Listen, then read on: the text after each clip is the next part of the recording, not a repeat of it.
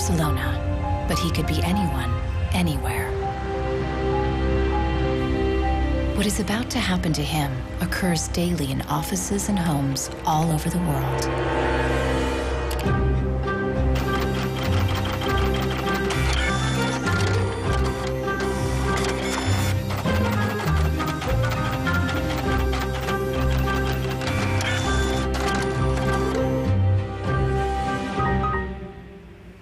A part inside the printer has failed, and the manufacturer sends Marcos to technical support.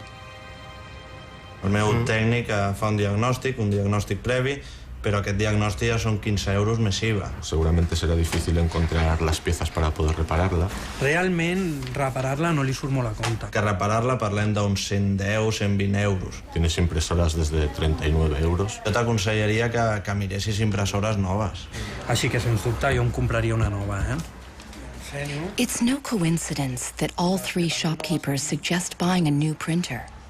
If he agrees, Marcos will become yet another victim of planned obsolescence, the secret mechanism at the heart of our consumer society.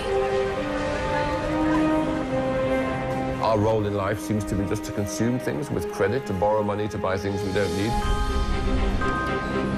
Nous vivons dans une société dominée par une économie de croissance dont la logique est non pas croître pour satisfaire les besoins, mais croître pour croître. So if the consumer does not purchase, the economy is not going to grow. Planned obsolescence. The desire on the part of a consumer to own something a little newer, a little sooner than is necessary. This film will reveal how planned obsolescence has defined our lives ever since the 1920s, when manufacturers started shortening the lives of products to increase consumer demand. Also hat man sich gedacht, dann beschränken wir einfach die Lebensdauer auf 1000 Stunden. We will find out how designers and engineers were made to adopt new values and objectives. Was back to the drawing board and come out with something that was more fragile. They time those things. They time them, so when you finally paid for them, they're used up. A new generation of consumers has started challenging manufacturers. Is it possible to imagine a viable economy without planned obsolescence, without its impact on the environment? Posterity will never forgive us. Posterity will suddenly find out about the throwaway lifestyles of people in the advanced countries.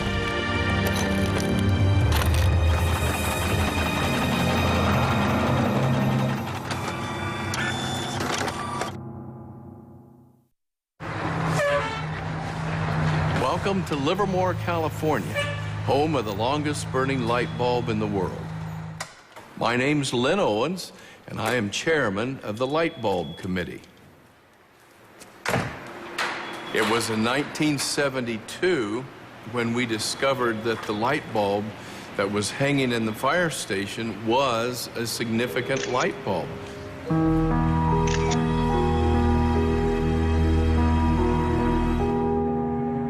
The light bulb at the Livermore fire station has been burning continuously since 1901. Ironically, the bulb has already outlasted 2 webcams.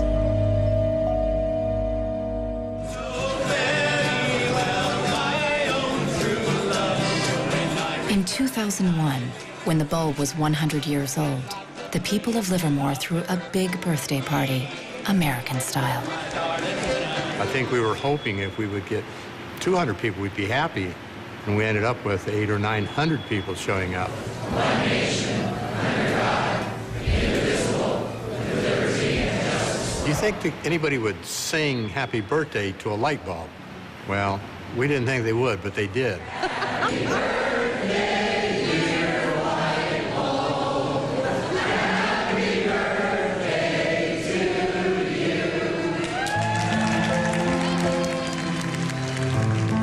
The origin of the bulb was, it was produced in a town called Shelby, Ohio, back around 1895, and put together by some very interesting ladies that I have some pictures of, and some gentlemen that invested in the company.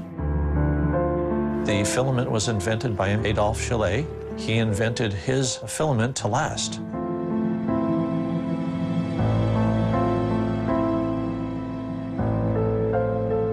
Why does his filament last? I don't know. It's a secret that he made and that died with him. Chaillet's formula for a long-lasting filament is not the only mystery in the history of the light bulb. A much bigger secret is how the humble light bulb became the first victim of planned obsolescence. Weihnachten 1924 war ein ganz besonderer Tag. In einem Hinterzimmer in Genf trafen sich einige Herren in Nadelstreifenanzügen, um einem geheimen Plan nachzugehen. Sie gründeten das erste weltweite Kartell, das sich zum Ziel setzte, die Glühbirnenproduktion der gesamten Länder zu kontrollieren und den Kuchen namens Weltmarkt unter sich aufzuteilen. Dieses Kartell hat den Namen Phoebus. Phoebus included the main light bulb manufacturers in Europe and the United States, and even faraway colonies in Asia and Africa. Das Ziel ist gewesen, Patente auszutauschen, die Produktion zu kontrollieren und vor allem aber den Verbraucher zu kontrollieren. Es ist umso besser für diese Firmen, wenn der Verbraucher regelmäßig Glühlampen kauft. Und wenn die Glühlampen lange brennen, ist das ein ökonomischer Nachteil. Initially, manufacturers strived for a long lifespan for their bulbs. On October 21st, 1871, numerous experiments resulted in the production of a small unit lamp of comparatively enormous resistance. The filament being under conditions of great stability after the... Thomas Edison's first commercial bulb, on sale by 1881, lasted 1,500 hours. By 1924, when the Phoebus cartel was founded, manufacturers proudly advertised lifespans of up to 2,500 hours and stressed the longevity of their bulbs. Also hat man sich bei Phoebus gedacht, dann beschränken wir einfach die Lebensdauer dieser einzelnen Glühbirnen auf 1000 Stunden. 1925 wird ein entsprechendes Komitee gegründet, das 1000-Hour Life Committee, was sich zum Ziel setzt, auf technischer Basis die Lebensdauer der Glühlampen auf diese Brenndauer zu beschränken. More than 80 years later, Helmut Huge, an historian from Berlin, uncovers proof of the committee's activities hidden in the internal documents of the founding members of the cartel, such as Philips in Holland, Osram in Germany, and Compagnie des Lampes in France. Hier haben wir ein Kartelldokument, da steht: The average life of lamps for general lighting service must not be guaranteed, published or offered for another value than 1,000 hours. Under pressure from the cartel, member companies conducted experiments to create a more fragile bulb that would conform with the new 1,000-hour rule.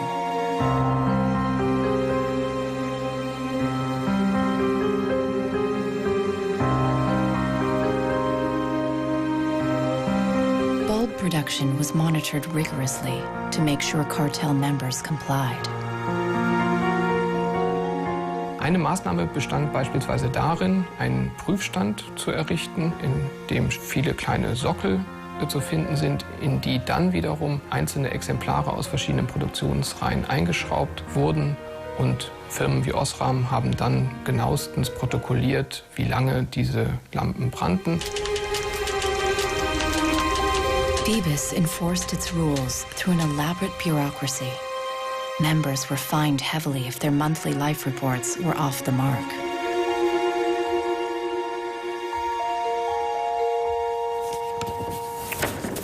Hier haben wir eine Straftabelle aus dem Jahr 1929, die genau zeigt, wie viel Schweizer Franken Strafe für 1000 verkaufte Glühbirnen die Mitglieder des Kartells zahlen müssen, wenn die Lampen länger halten als zum Beispiel 1500 Stunden.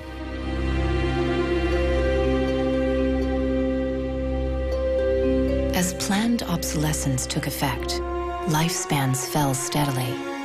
In just 2 years, they dropped from 2,500 hours to to less than 1,500 hours. By the 1940s, the cartel had reached its goal. 1,000 hours had become the standard lifespan for bulbs. I can see how this was very tempting in 1932. I think at the time, sustainability was actually substantially less of an issue because I don't think they looked at the planet as being one with finite amount of resources. They looked at it as from an abundance perspective. Ironically, the light bulb has always been a symbol for ideas and innovation, and yet it's one of the early and best examples of planned obsolescence. In the following decades, inventors filed dozens of patents for new light bulbs, including one lasting 100,000 hours. None of them reached the general market. Offiziell hat es ja Phoebus eigentlich nie gegeben, wenn auch diese Spuren der Öffentlichkeit nie ganz verborgen gewesen sind. Die Strategie dahinter ist, sich in bestimmten Zeitabständen immer wieder umzubenennen. Dann heißt es mal internationales Elektrizitätskartell, dann mal wieder irgendein anderer Name. Entscheidend ist, dass diese Idee als Institution natürlich weiter besteht.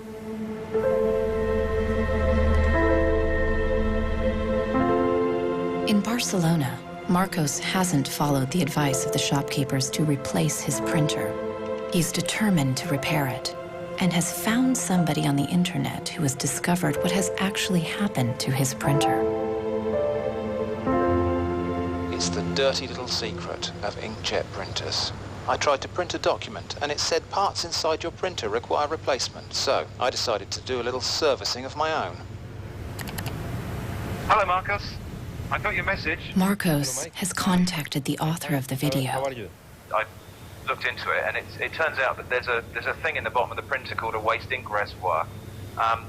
And the way inkjet printers work is they constantly have to clean the print heads, and they do that by squirting ink through them down a hole in the bottom of the printer into this great big sponge. There's just a preset time when it's squirted a certain number of drops down there, that then the printer decides it's full of ink and won't function anymore. Mm-hmm. The justification is they don't want to put ink all over your desk. But I think the problem goes deeper than that. It's the way the technology works. It's just designed to fail.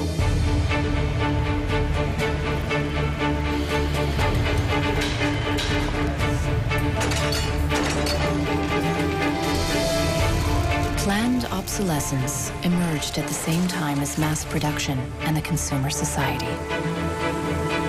The whole issue with products being made to last less long is part of a whole pattern that began in the Industrial Revolution, when the new machines were producing goods so much more cheaply, which was a great thing for consumers, but consumers couldn't keep up with the machines. There was so much production. As early as 1928, an influential advertising magazine warned that an article that refuses to wear out is a tragedy of business. In fact, mass production made many goods widely available. Prices fell and many people started shopping for fun rather than need. The economy was booming.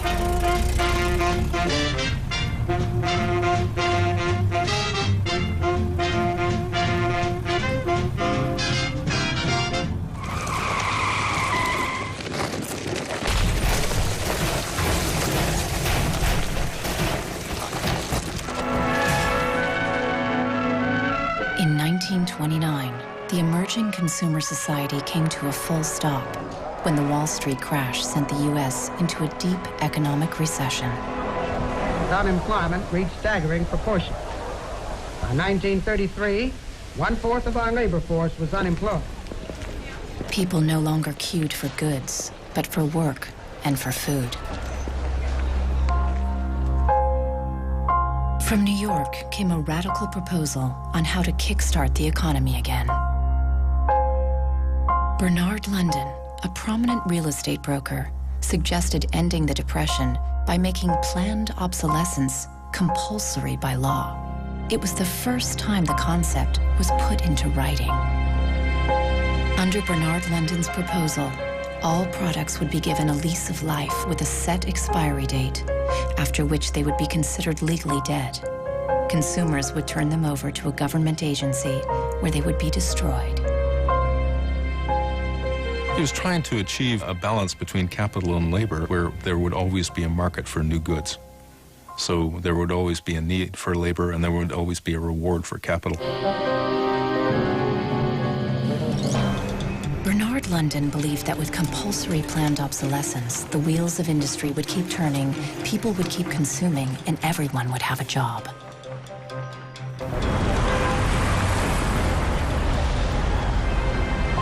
Giles Slade has come to New York to investigate the person behind the idea. He wants to find out if for Bernard London, planned obsolescence was purely about profits or about helping the unemployed. I have a picture of Bernard London. Dorothea Weitzner remembers meeting Bernard London in the 1930s during a family outing. Don't tell me which one he is. And let's see. Oh, isn't that interesting? Yes, definitely intellectual looking. And you met Bernard London in 1933. When I was about 16, 17, my dad and mother had this big Cadillac car, which was the size of a Zeppelin. Mother was driving like a chauffeur. Dad was in the front, and Mr. and Mrs. London were in the back of the big limousine. Dad said that Mr. London should explain his philosophy to me. He's a very interesting man. And he just told me in a few words that that was his idea to reduce the Depression. We were in an economic mess, worse than today even. He was obsessed with this idea. Like an artist is utterly obsessed with his paintings, you know. He actually whispered to me in the car, afraid that his theory might be too radical. In fact, Bernard London's proposal was ignored, and obsolescence by legal obligation was never put into practice. 20 years later, in the 1950s, the idea resurfaced, but with a crucial twist. Instead of forcing planned obsolescence on the consumers, they were to be seduced by it. Planned obsolescence. The desire on the part of a consumer to own something a little newer, a little better, a little sooner than is necessary. We certainly in America... This is the voice of Brooks Stevens, the apostle of planned obsolescence in post-war America. This flamboyant industrial designer created everything from household appliances to cars and trains, always with planned obsolescence in mind. In the spirit of the times, Brooks Stevens' designs conveyed speed and modernity. Even the house he lived in was unusual. This is the home that my father designed and that I grew up in. When it was being built out in the suburbs, everybody thought it was going to be the new Greyhound bus station because it did not look like a traditional home. One of the most important things that my father felt always in designing a product is that it made a statement. He detested products that were bland and really did not, create any desire within the consumer to inspire the purchase. Unlike the European approach of the past where they tried to make the very best product and make it last forever, meaning you bought such a fine suit of clothes that you were married in it and then buried in it and never a chance to renew it, the approach in America is one of making the American consumer unhappy with the product that he has enjoyed the use of for a period, have him pass it on to the second-hand market, and obtain the newest product with the newest possible look. Brooks Stevens traveled all over the U.S. to promote planned obsolescence in speech after speech. His approach became the gospel of the time.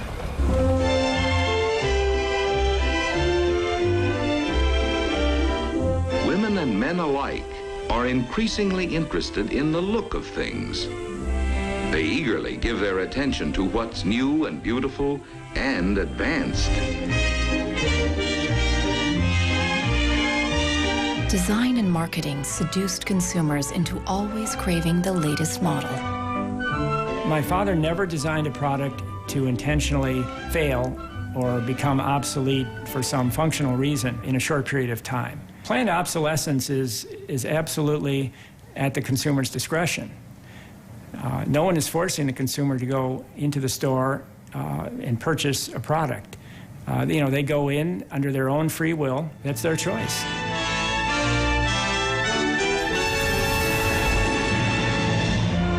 Freedom and happiness through unlimited consumption.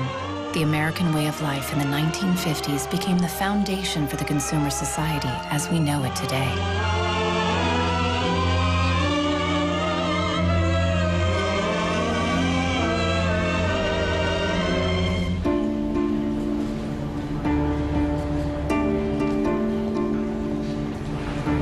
See, without planned obsolescence, these places wouldn't exist.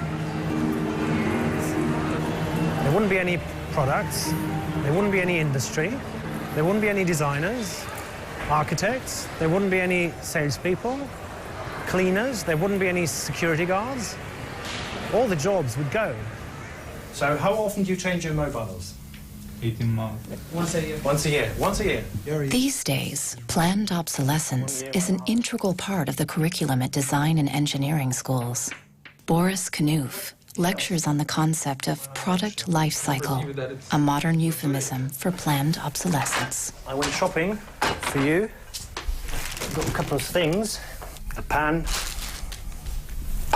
salt, shirt, another shirt. Students are taught how to design for a business world dominated by one single goal: frequent repeat purchase. What I do, I pass these round, and you tell me what you think, how long it takes for them to fail, what the service life will be. Okay. Designers have to understand what company they work for. The company decides on a business model. How often do we want to renew our products, our offers? So this brief is given to designers, and designers have to understand and design the product in a certain way so it fits exactly the business strategy of the client they work for. Planned obsolescence is at the root of the substantial economic growth that the Western world has experienced since the 1950s. Ever since, growth has been the holy grail of our economy. Nous vivons dans une société de croissance dont la logique est non pas croître pour satisfaire les besoins, mais croître pour croître, croître à l'infini, faire croître sans limite la production, et pour justifier cette croissance de la production, faire croître sans limite la consommation. Serge Latouche is a noted critic of the growth society and has written extensively about its mechanisms. Au fond, il y a trois instruments fondamentaux qui sont la publicité, l'obsolescence programmée et le crédit.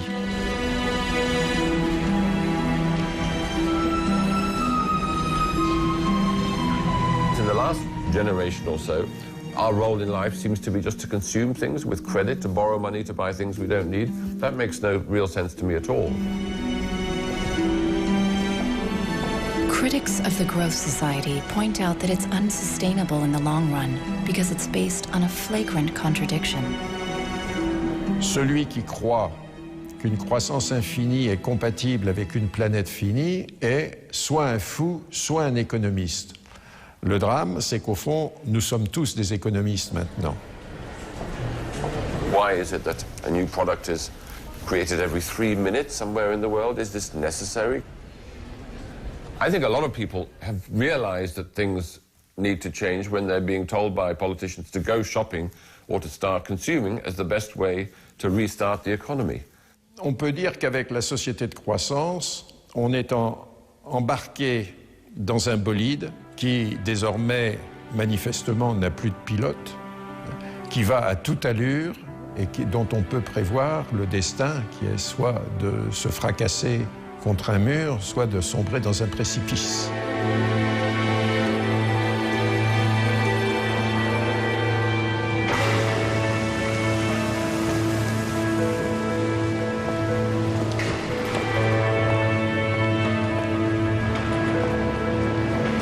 Looking at the service manuals of different printers, Marcos realizes that the lifespan of many printers is set by the engineers right from the start.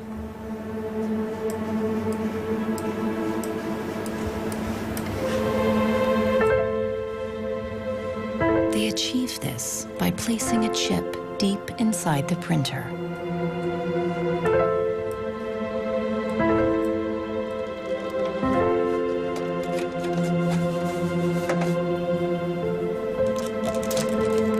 Hi he trobat el xip, que és una EEPROM, que és un xip on es guarda una compta d'impressions. I quan s'arriba a una determinada compta és quan es bloqueja la impressora i deixa d'imprimir.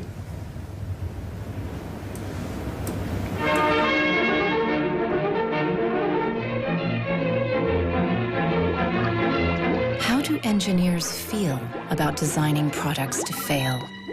The dilemma is captured in a British film from 1951, where a young chemist invents an everlasting thread. He believes that great progress has been made.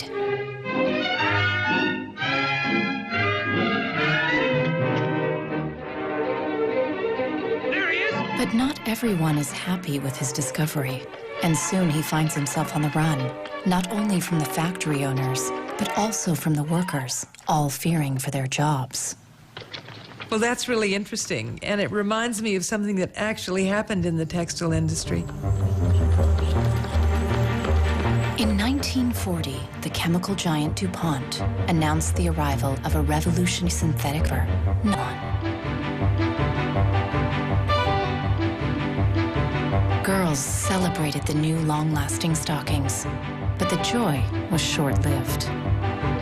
My father worked for DuPont before and after the war in the nylon division, and he told me a story about how when nylon first came out and they were trying it out for use in stockings, the men in his division were asked to take these stockings home for their wives and girlfriends to try out.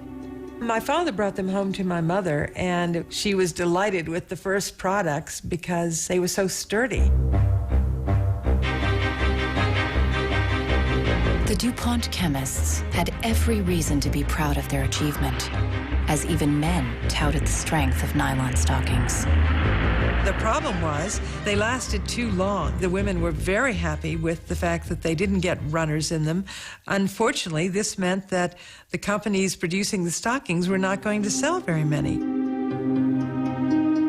DuPont gave new instructions to Nichols Fox's father and his colleagues. For the men in his division, it was back to the drawing board to try to make the fibers weaker and come out with something that was more fragile and would run so that the stockings wouldn't last as long. The same chemists who'd applied their skills to make durable nylons went with the spirit of the times and made them more fragile. The everlasting thread disappeared from the factory floor, just like in the cinema. We need control of this discovery. Complete control. If you want twice the amount in that contract, we will pay it. $250,000. To suppress it. Yes. How did the chemists at DuPont feel about deliberately reducing the life of a product? Excuse me. Must have been frustrating for the engineers to have to use their skills to make an inferior product after they'd tried so hard to make a good product. But in a way, I suppose, that's the outsider's view. Probably they just had a job to do. Make it strong, make it weak. That was their job. Engineers were in a really complicated ethical time. This confrontation with planned obsolescence provoked them to examine their most basic ethical concepts. There was an old school of engineers who believed that they should make a permanent, usable product that would never break. And there was a new school of engineers that were driven by the market who were clearly interested in making the most disposable product that they could. And this debate resolved itself by these new school of engineers taking over. Planned obsolescence did not only affect engineers. The frustration of ordinary consumers is echoed in Arthur Miller's classic play, Death of a Salesman. Just like Willie Lomax, all consumers could do was complain powerlessly. Once in my life, I'd like to own something outright before it's broken. I'm always in a race with the junkyard. Just finished paying for the car, and it's on its last legs. The refrigerator consumes belts like a crazy maniac. They time those things. They time them, so when you finally paid for them, they're used up. Little did consumers know that on the other side of the Iron Curtain, in the countries of the Eastern Bloc, there was a whole economy without planned obsolescence.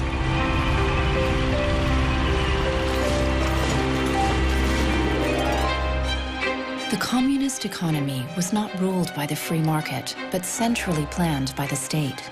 It was inefficient and plagued by a chronic shortage of resources. In such a system, planned obsolescence did not make any sense. In former East Germany, the most efficient communist economy, official regulations stipulated that fridges and washing machines should work for 25 years. Hier, dieser DDR-Kühlschrank, den habe ich 1985 gekauft. Der ist also mindestens 24 Jahre alt. Und die Glühbirne ist ebenso alt, habe ich noch nie ausgewechselt. Die ist also auch schon fast 25 Jahre alt.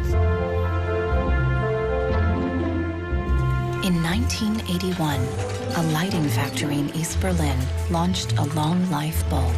They took it to an international lighting fair, looking for buyers from the West. Als die ostdeutschen Glühlampenhersteller 1981 diese Langlebensdauerglühlampen auf der Hannoveraner Messe präsentierten, meinten ihre Westkollegen, ihr wollt euch wohl alle arbeitslos machen. Woraufhin die NAVA-Leute, Ingenieure, antworteten, nein, im Gegenteil, indem wir Ressourcen schonen und den Wolfram nicht verpulvern, behalten wir gerade unsere Arbeitsplätze. The Western buyers rejected the bulb. In 1989, the Berlin Wall came down. The factory was closed, and the East German long-life bulb went out of production. Now, it can only be found in exhibitions and museums.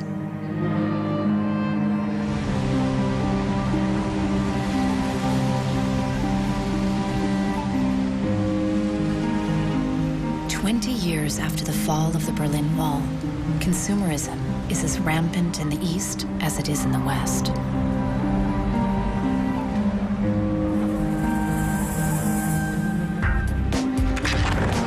But there is one difference. In the age of the internet, consumers are ready to fight against planned obsolescence. The first movie we made that really broke through was a movie about the iPod. And I was completely broke, and I'd gotten this iPod, it was like $500, $400, and about 8 months later, 12 months later maybe, the battery died in it.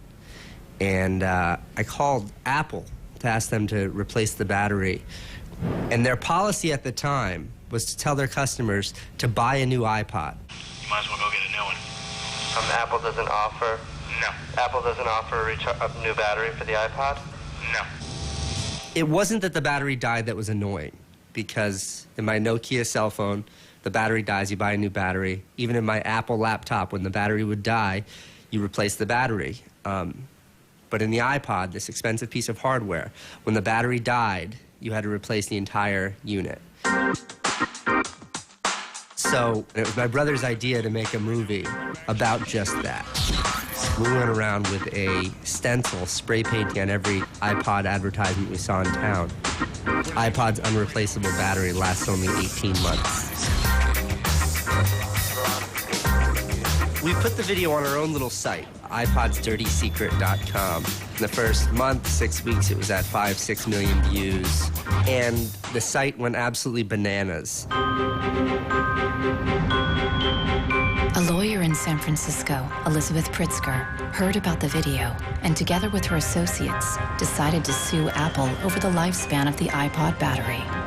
Half a century after the Lightbulb case, planned obsolescence was in court again. When we brought this litigation, this was 2 years after the iPod was introduced, Apple had sold about 3 million iPods nationwide in the United States. Many of the 3 million iPod owners were having battery problems and were willing to sue. One of them was Andrew Wesley. we selected from amongst the consumers who had called us individuals who would serve as representatives in a class action. A class action is really a device that's fairly unique to the United States, where a small group of people stands in the shoes of a large group to bring one claim before a court. My role in that case was as class representative on behalf of thousands, maybe tens of thousands of people. The case came to be known as Wesley versus Apple.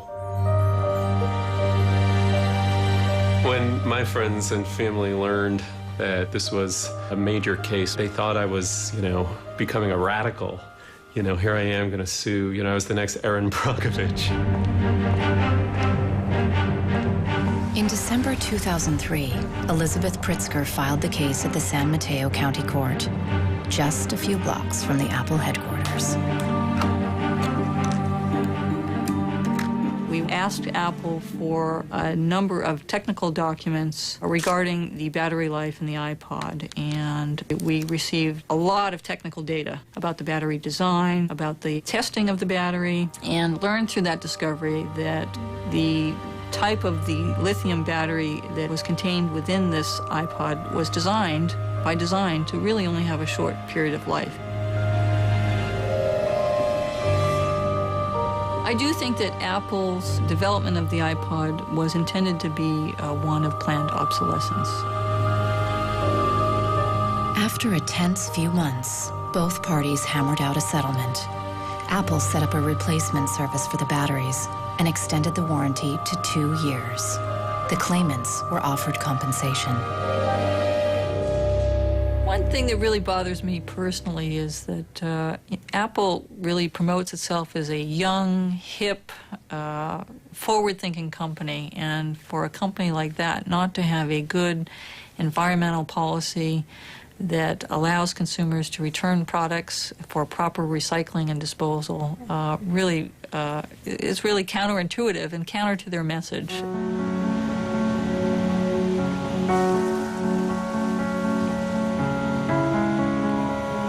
Planned obsolescence produces a constant stream of waste, which is shipped to third world countries, such as Ghana in Africa. It's been between 8 and 9 years now when I noticed that loads and loads of containers were coming to this country with electronic waste. We're talking about end-of-life computers, end-of-life television sets, which nobody wants in the developed countries. Shipping electronic waste to third world countries is forbidden by international law, but the merchants use a simple trick.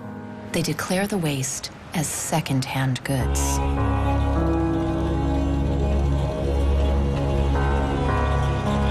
More than 80% of the electronic waste that arrives in Ghana is totally beyond repair, and whole container loads are abandoned at dump sites all around the country. We are at the dump site here in Agbogloshi. In the past, we had this beautiful river called Odo River, that meandered its way through this area. It was teeming. In the past, it had so much fish. So we actually attended a school not very far away from here. So we'd come play football and hang around the river. The fishermen would organize boat rides, I remember very well. But now it's all finished, it's all gone. And that makes me really, really sad. And it makes me angry.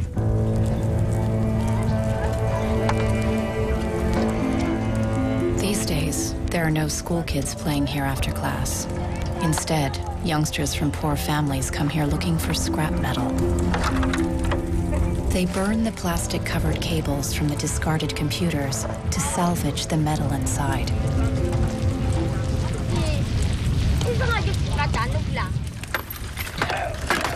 What is left is picked through by the younger children who are looking for any tiny pieces of metal which the older boys may have missed.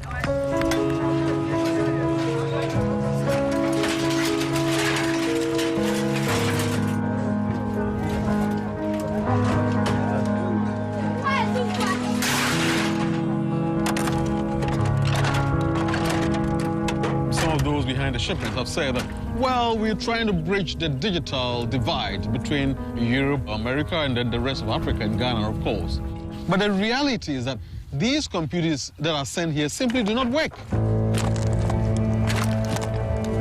There's no point in receiving electronic waste when you cannot deal with it, more so when you did not produce it and your country is being used as the world's trash bin.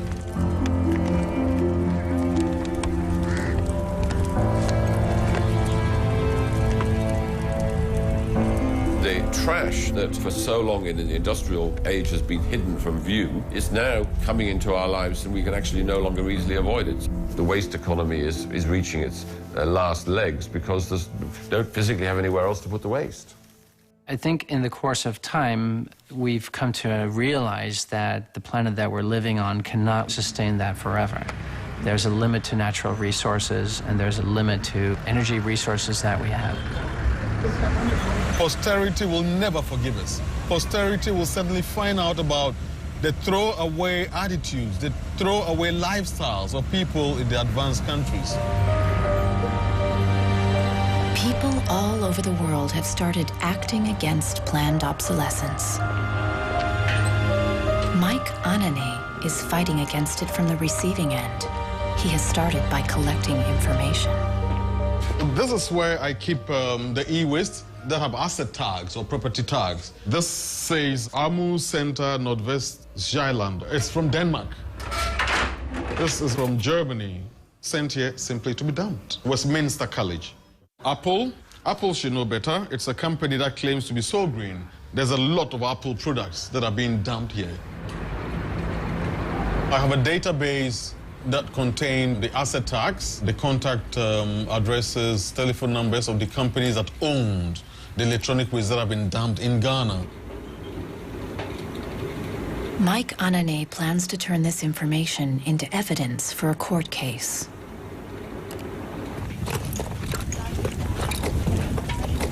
We need to take some action, some punitive measure. We need to sue people so they stop dumping e-waste in Ghana.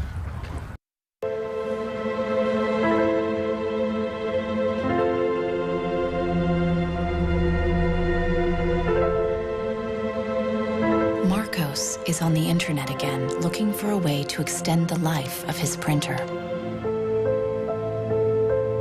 He has discovered a Russian website which offers a free software for printers with a counter chip. The programmer has even gone to the trouble of explaining his personal motivation. This happens due to a bad construction. This is their business model, not a good one for user and environment. So I looked and found a way to make user-friendly software to allow active users reset an input counter. Marcos doesn't know what to expect, but downloads the software anyway. From a small village in France, John Thackeray fights planned obsolescence by helping people share business and design ideas which come from all over the globe. In all poorer countries, things are repaired automatically. The notion you throw a product away just because it breaks for some reason is completely unknowable and unthinkable, actually, to somebody in the South. In India, there's an actual word, jugaad, to describe this tradition of being able to fix things pretty much regardless of the complexity of it. We try to find people who are actively doing projects in the world rather than just talking about things or making abstract statements about how awful things are or what has to be changed.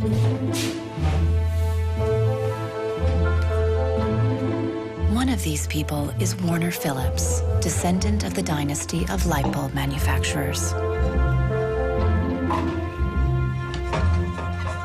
I remember my grandfather taking me to one of the Philips factories in Eindhoven to show me how light bulbs were mass manufactured in factories, which is very, very cool. Nearly 100 years after the creation of the Lightbulb cartel, Warner Phillips follows family tradition with a different approach. He produces an LED bulb, which lasts 25 years. It's not like there's a green world and there is a business world. I think business and sustainability go hand in hand. It's actually the best basis to build a business on. And the only really real way to do that, I believe, is to factor in the true costs of the resources that have been used, but you also look at the energy consumption. You also look at the indirect energy consumption of transportation.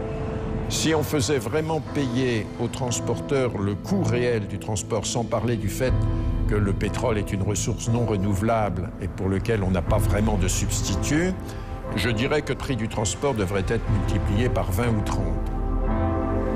If you factor all of that into every product that you manufacture, then there will be huge incentives for manufacturers and entrepreneurs all over the planet to make products that last forever.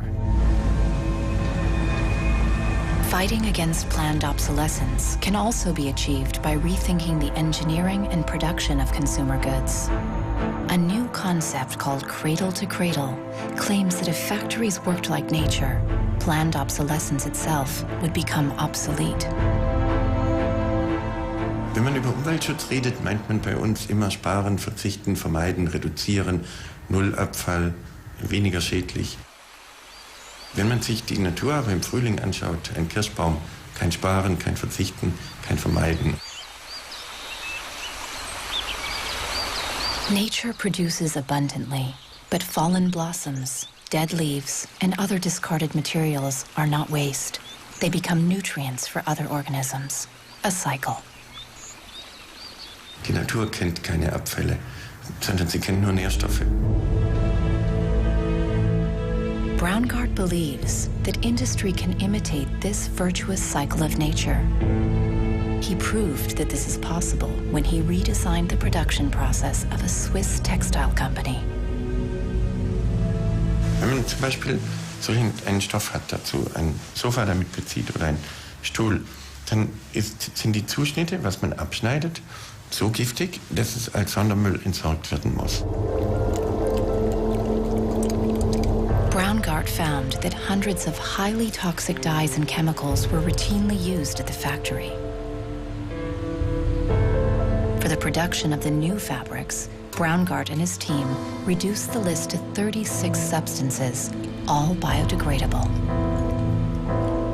Wir suchen jetzt alle Zutaten raus, dass man sie auch essen könnte. Das heißt, Sie können die klein schneiden und in Müsli packen, wenn Sie wollen. Wenn man eine Müllgesellschaft hat, ist jedes kurzlebige Produkt natürlich ein Müllproblem. Wenn es aber eine Gesellschaft ist, die Nährstoffe macht, ist jedes kurzlebige Produkt wieder eine Chance, etwas Neues zu machen.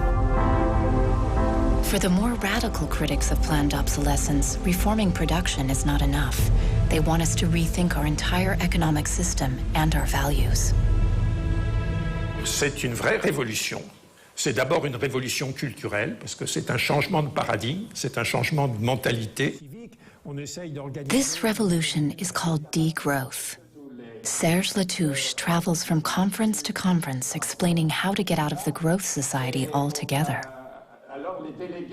La décroissance, c'est un slogan provocateur qui a pour fonction de rompre avec le discours un peu euphorisant de la croissance possible, infinie, soutenable, et donc pour marquer la nécessité de changer de logique. L'essentiel du programme, en quelque sorte de la décroissance, tient en un mot réduire. Réduire notre empreinte écologique, réduire nos gaspillages, notre surproduction, notre surconsommation. Réduisant la consommation, en réduisant la production, mais en libérant du temps libre, on peut développer d'autres formes de richesse qui ont l'avantage de ne pas s'épuiser quand on les consomme, comme l'amitié, le savoir. We increasingly rely on objects to give us a sense of self-esteem and identity. It's partly the consequence of the breakdown of things that used to give us identity, like membership of a community or relationship to the land, or all sorts of soft and social things which have been replaced by consumerism. Si le bonheur dépendait du niveau de consommation, on devrait être dans la félicité absolue, parce que nous consommons 26 fois plus que du temps de Marx. Mais toutes les enquêtes montrent que les gens ne sont pas 20 fois plus heureux, parce que le bonheur est toujours quelque chose de subjectif, évidemment. Critics of degrowth fear that it will destroy the modern economy and take us straight back to the Stone Age. Revenir à une société soutenable, c'est-à-dire une société dont l'empreinte écologique ne dépasse pas une planète, eh bien, ça n'est pas revenir à l'âge de pierre, c'est revenir, toutes choses égales d'ailleurs, pour un pays comme la France, aux années 60. Ça n'est pas vraiment l'âge de pierre. On peut dire que la société de décroissance réalise la vision de Gandhi qui disait le monde est assez grand pour satisfaire les besoins de tous, mais il sera toujours trop petit pour satisfaire l'avidité de quelques-uns.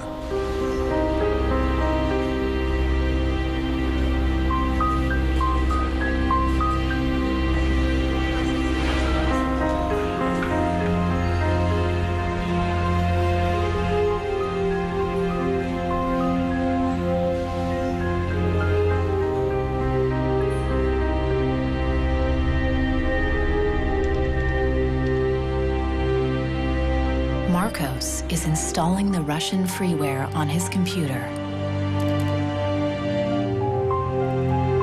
The new software allows him to reset the counter chip inside his printer back to 0. The printer immediately unblocks.